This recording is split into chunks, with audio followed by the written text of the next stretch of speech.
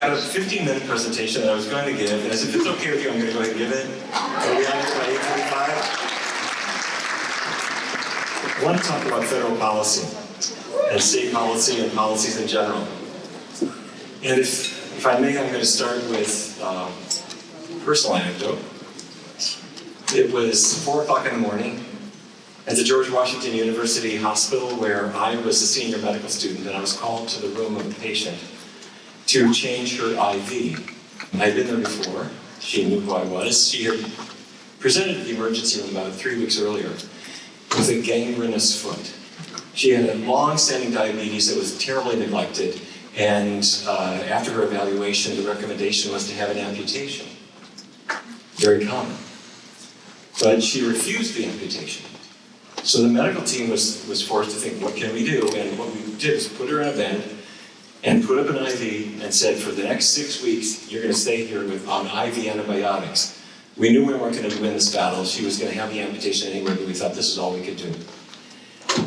Well, I thought it was pretty good with the needle, but every time I would go in to change her IV, she would curse me a blue streak and say, you're just making my life here more miserable. And I would mutter under my breath, thinking, why didn't you just get the amputation over with? This is not going to work. We were wrong. After several weeks, she left the hospital with her foot still attached. And as time went on, I realized we were wrong in another way.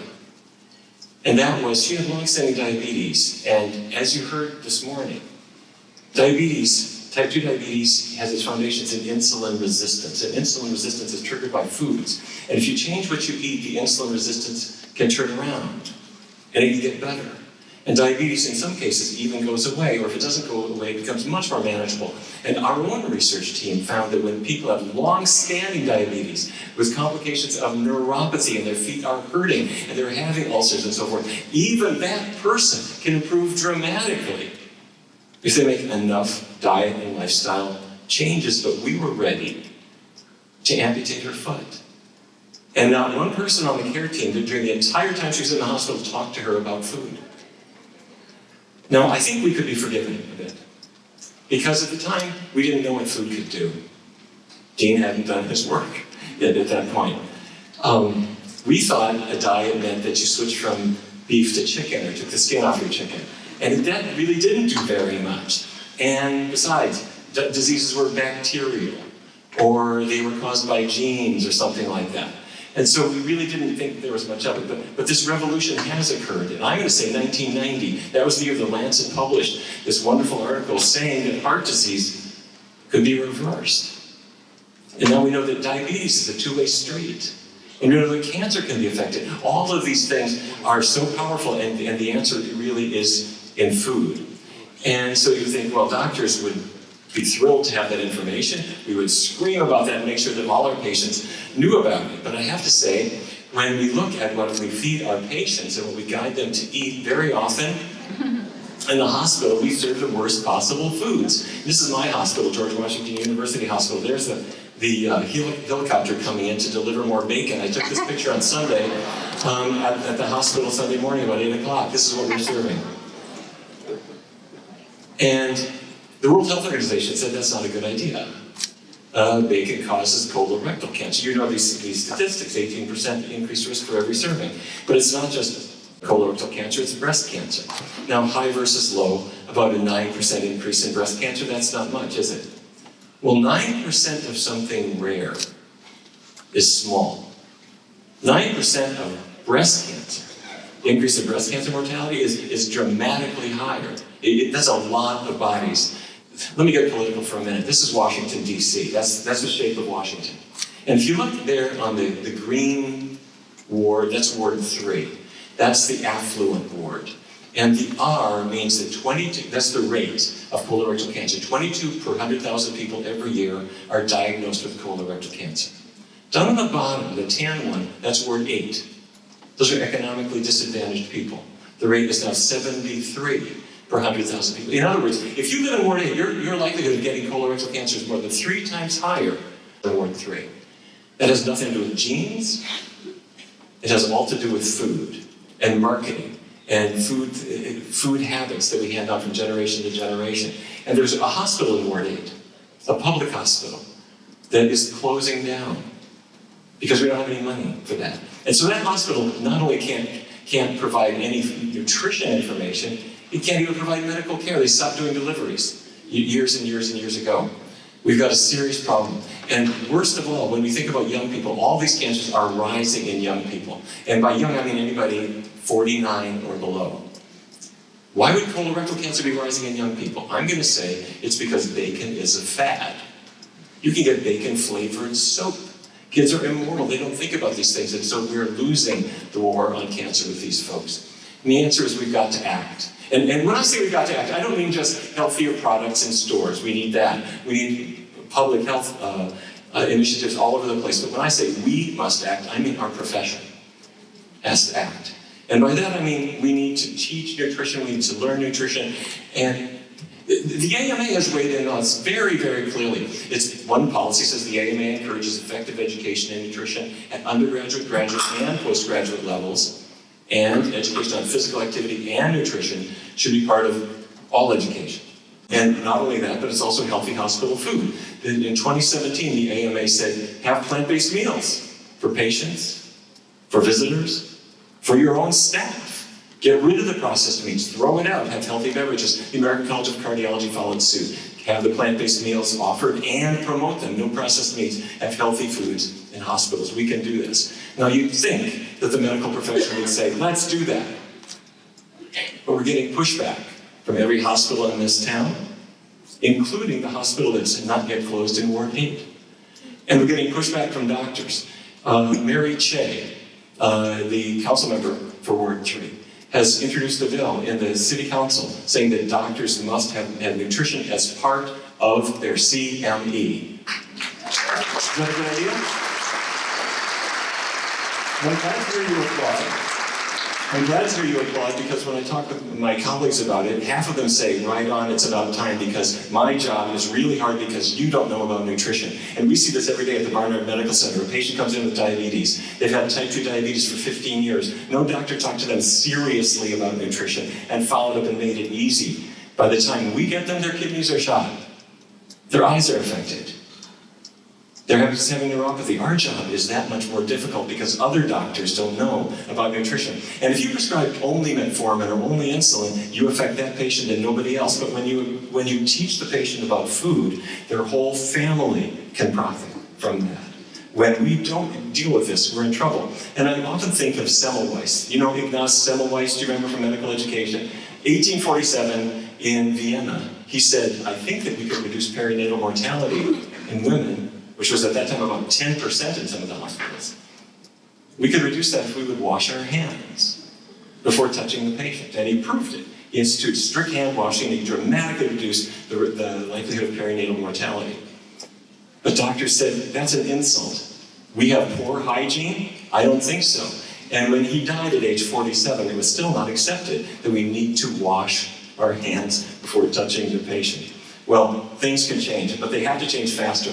The Henry Ford Hospital and the Joint Commission put out this report, which is so important because it was about quitting smoking and getting smoking out of hospitals. In 1984, my hospital allowed smoking.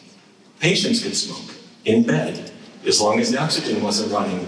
And I, as I was chief resident, walked into the hospital gift shop and I bought Merit menthols. And my chief of surgery was buying Marlboros, and we lit up on the way to the doctor's lounge. We weren't stupid. We knew it caused cancer. But we thought, I'm under stress now. This helps me deal with it. I'll quit later on.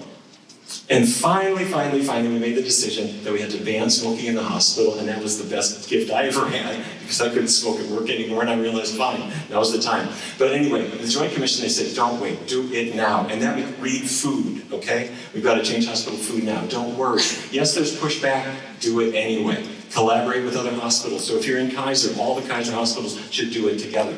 Don't phase it in, ban all the bad stuff. And get buy-in at the top. If your CEO doesn't believe it, you got to work on the CEO. Okay, now there are state legislation. I mentioned it in Washington, D.C. Hopefully it will be the law that doctors have to learn about nutrition. We have a bill in New York State also. Hospital food, as you know, in California, it is now law that hospitals must have plant-based meals. Thank you. In New York, a bill has been passed by the state legislature. It's now on Governor Cuomo's desk, requiring that plant-based meals be offered and promoted in New York hospitals. If you know Governor Cuomo, please give him a call. But if you want to do this in Utah or Idaho or South Carolina or whatever, please work with us, because we have model language that we have worked out with other stakeholders so that we can agree that we're going to do this together. You don't want to have enemies that you don't have to have, okay?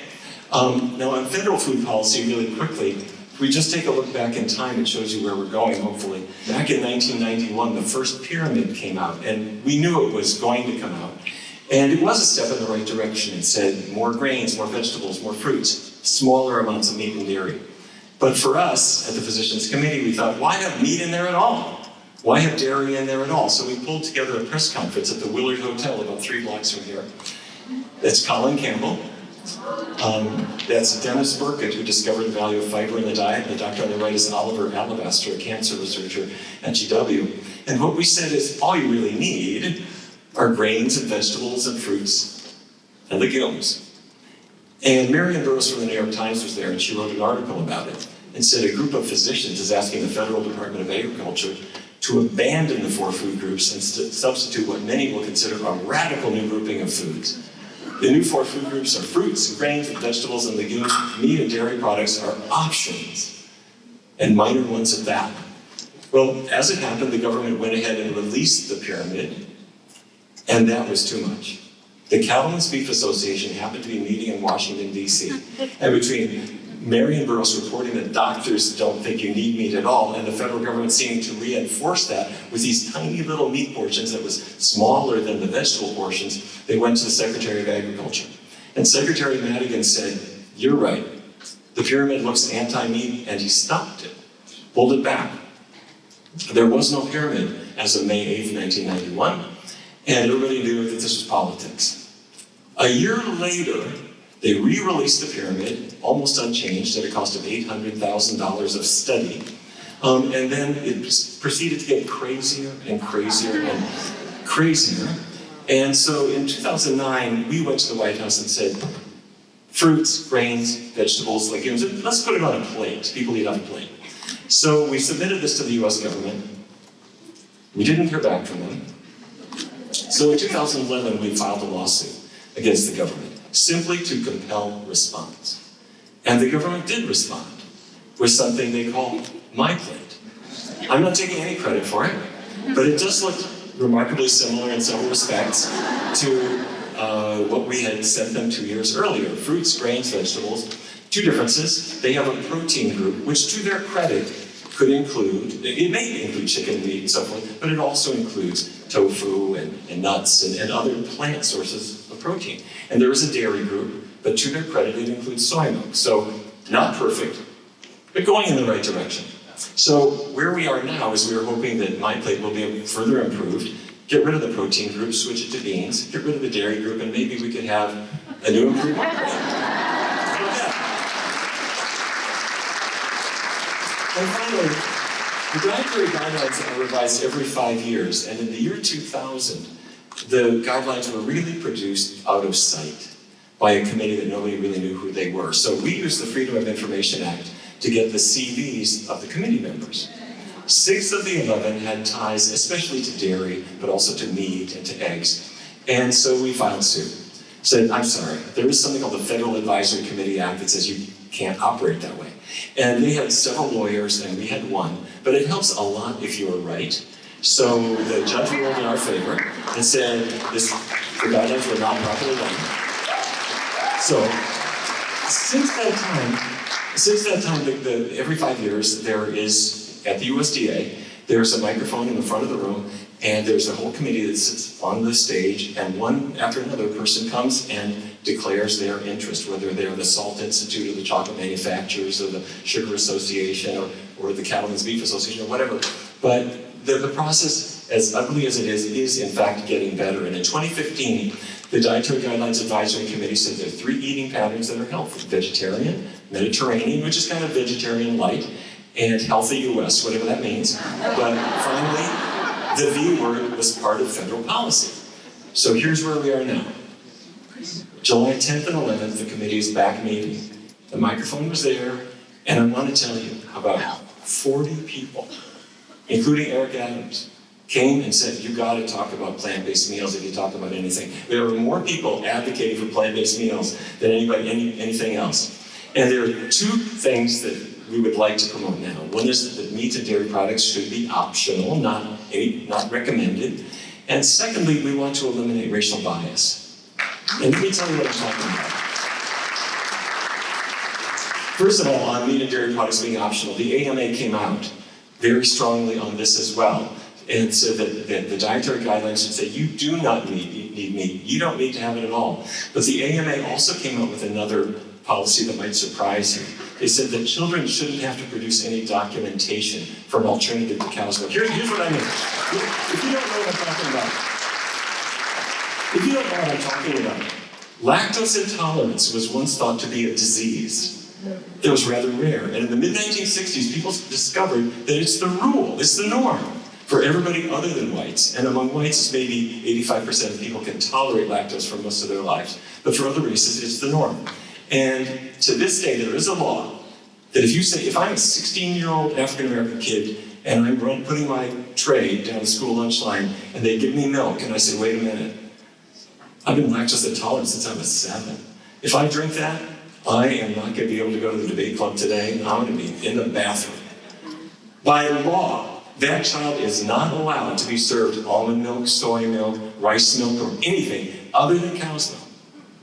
Now, they can take it and pour it down the sink, but by law, they can't be given an alternative. The AMA said, stop that.